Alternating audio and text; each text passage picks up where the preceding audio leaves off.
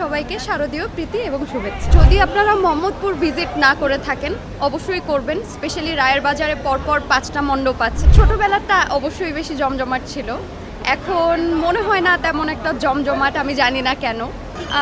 মোটামুটি পঞ্চমী থেকেই আমার বাইরে ঘোরাঘুরি চলছে।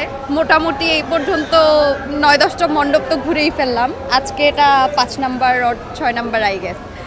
আমার সবচেয়ে বেশি ভালো লেগেছে রায়ের বাজারের একটা সবচেয়ে পুরানো কালী মন্দির আছে, ওইখানের মূর্তিটা, আর অ্যাজ ইউজুয়াল জগন্নাথ হল। আচ্ছা, প্রতিবারই তো পূজা মণ্ডপ ঘুরে পূজা দেখা হয়, হ্যাঁ এবারও দেখছেন। এবার ভিন্ন কিছু দেখেছেন কিনা বা ভিন্ন কিছু আকৃষ্ট করেছে কিনা? যুক্তরাষ্ট্রের 1 নম্বর জিম চেইন গোল্ডস জিম এখন আবারও বাংলাদেশে বসুন্ধরা আবাসিক এলাকা ও বসুন্ধরা সিটি শপিং মলে। এবার ভিন্ন কিছু বলতে যেরকম রমনা কালী মন্দিরে তেমন একটা ভিড় কখনোই পাইনি, বাট এবার কিন্তু অস্বাভাবিক লেভেলের ভিড় ছিল।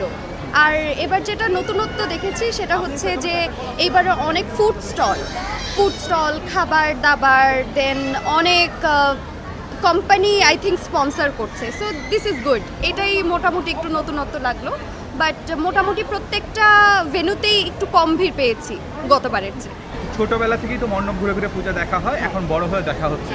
ছোটবেলার সেই পূজার এখনকার পূজার মধ্যে কি পার্থক্য মনে হয়, কোনটা বেশি জমজমাট?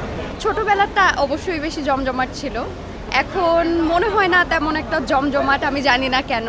কিছুটা হলেও আমেজ কমেছে, হয়তো এটা বয়সের জন্য, বাট ছোটোবেলারটা আসলে অনেক মিস করি। আর মাত্র 2 দিন বাকি। আমি বলবো যদি আপনারা মোহাম্মদপুর ভিজিট না করে থাকেন অবশ্যই করবেন। স্পেশালি রায়ের বাজারে পরপর 5টা মণ্ডপ আছে।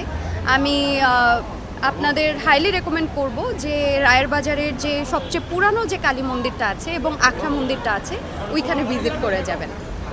দর্শকদের উদ্দেশ্যে একটা কথাই, সবাইকে শারদীয় প্রীতি এবং শুভেচ্ছা।